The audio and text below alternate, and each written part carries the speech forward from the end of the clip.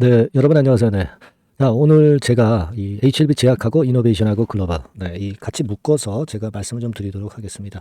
이, 이들 종목이 HLB의 계열사죠. 네, 계열사인데, 물론 이제 HLB만큼 물량 부담이 지금 이제 가볍지는 않습니다. 그죠? 네, 이노베이션이나 글로벌 같은 경우는 그래요. 그런데 HLB 제약 같은 경우는 이전 방송에서 제가 말씀을 드렸듯이 12BW 물량이 거의 해소가 됐고, 그래서 제일 가볍습니다.